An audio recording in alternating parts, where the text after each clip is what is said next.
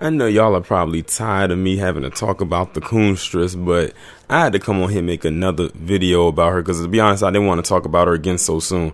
Don't worry, this is not a petty production, but it's more of an observation that I have made, or something that was brought to my attention that can kind of piggyback off of the video that I just recently did about her. But first, I got to address this one troll right quick.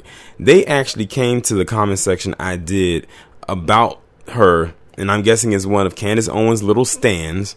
As usual, I can never do a video about her without one of her little fans coming over and leaving some crazy little comment, and I'm sure this one's going to be no different. But they basically left excuse me, they left a comment basically making saying that my voice is annoying. This person said something about Lisa Gabbard, said that both of our voices are annoying, and then they said that I was stupid. Basically, anytime a black person critiques Candace Owens, it seems like one of her little troll fans, or whoever it is that pays attention to her, comes over to that channel and they decide to troll. Well, I immediately have already blocked them. I don't know if they realize they've been blocked or not, but they have indeed been blocked. And if you follow me on Twitter, you'll see the actual screenshot that I posted up there. And y'all, if you follow me on Twitter, I'm sure you might get a good laugh out of it. But anyway, something was brought to my attention about the whole situation with her releasing this stuff about Andrew Gillum and everything like that. If you remember, right around that time that happened, that was also around the time that the Wuhan really was about to take off. And I have a feeling that Candace Owens might be upset that this Wuhan eclipsed her big scoop, quote unquote, of a story that she, I guess in her mind, felt like TMZ that day, because she broke a story that TMZ would usually do before TMZ got a hold of it. Now, I'm sure by now they already have a hold of it, but because of the Wuhan taking over, everything else just kind of falls to the wayside. And I have a feeling that she's probably upset about it, which is why she's been going on these tangents lately, speaking against it and saying the same thing a lot of these other palm color people have been saying, that it was a hoax and it was created by this and that and everything like that. Of course, she knows not to go completely overboard with it because she knows her paymasters and her puppet masters will cut them strings in a heartbeat. But something else was brought to my attention as well with the thing about Candace Owens. And I'm going to read what this person said. Hopefully I have the right person here.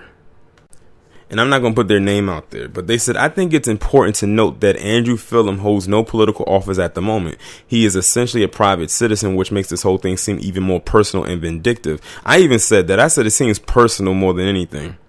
It's kind of funny that Candace's rather pathetic foray into tabloid, quote unquote, journalism was completely eclipsed by a pandemic that she's been on Twitter every day for 2 weeks commenting on flippantly and desperately trying to downplay. She's actually been on there arguing with strangers against potentially life-saving vaccines of all the hills to choose to die on. And then I replied with, I just came from her page. She's mad that her story got buried.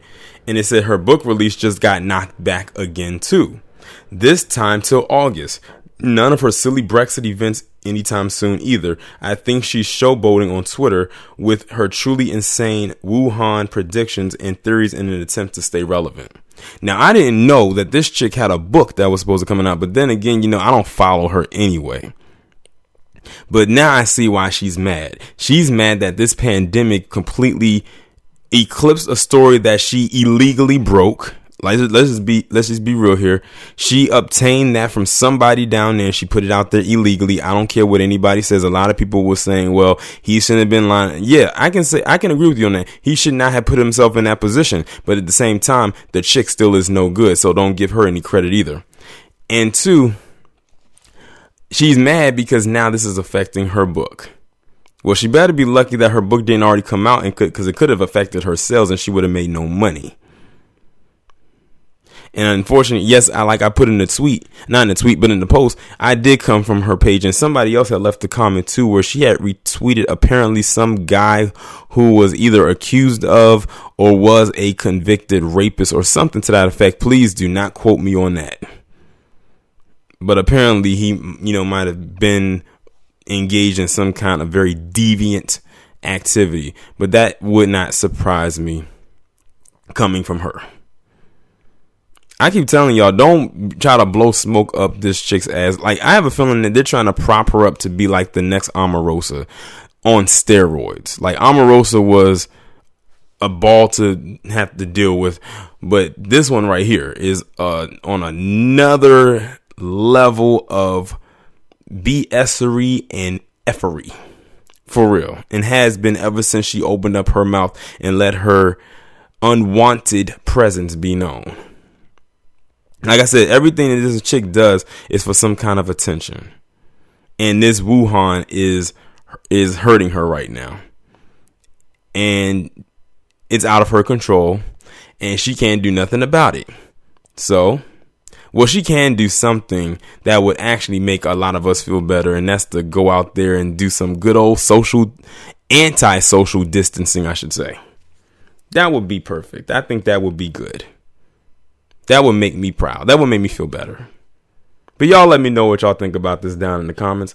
Like, share, subscribe. Make sure you follow me on Twitter if you haven't done so already. Have your notifications turned on, and I will talk to you in the next one.